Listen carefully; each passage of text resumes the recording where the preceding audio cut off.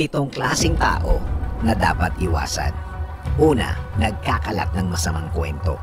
Please lang, huwag lang planuhin iwasan ang mga taong ito. Iwasan na ang mga ito ngayon. Dahil kung nag-i-enjoy ka man sa mga kwento niya, sa susunod na araw at mga pagkakataon, baka ikaw na ang laman ng kwento niya. Nagawa niya sa iba, bakit naman hindi niya pwedeng gawin sa'yo? Pangalawa, taong walang alam kundi i-criticize ka. Wala ka nang ginawang tama, puro sarili na lang niya ang ginagawang example. Bakit daw hindi mo siya gayahin? Iwasan ng taong ito dahil hindi constructive criticism ang ginagawa niyan. Pag-angat sa sarili niya ang ginagawa niyan. Toxic ang mga taong ganito na ang tawag sa mga taong ganito, pabida. Pangatlo, taong sinasayang ang oras mo. Oo naman, may ganyan. Yun nga lang, hindi mo namamalayan. Iwasan ang mga taong ganito dahil sila ang pinakamaraming oras sa buong mundo. Kaya nilang palipasin ang buong maghapon ng walang natatapos.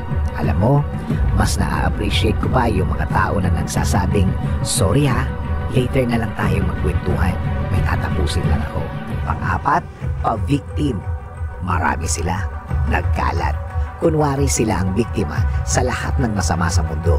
Yung pala may bakay, kunin ang loob mo at mamaya ng kaunti, damay ka sa isang sitwasyon na wala ka namang kinalaman.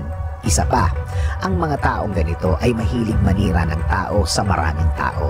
Pa-victim sila, pero dapat may sirain sila. Sila ang mga taong enjoy sa ganitong atensyon. Panglima, lagi kang binibigo or always making you disappointed. Oo naman, meron ka rin namang nagagawa para sa kanya, pero nung ikaw na ang may kailangan, ni isang pagkakataon ay wala siyang nagawa para sa'yo.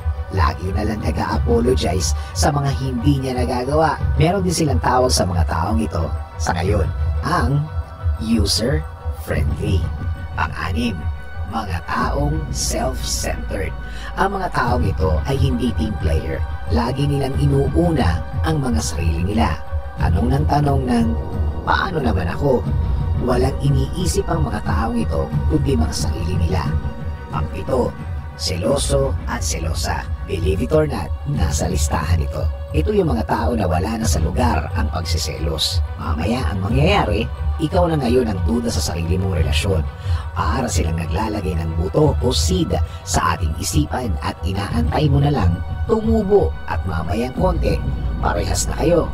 Sa mga taong nabanggit, kung hindi mo sila makorek, iwasan na lang sila. Bilin ko lang, kaya natin gawin ito nang hindi tayo nang babastos ng ating kapwa.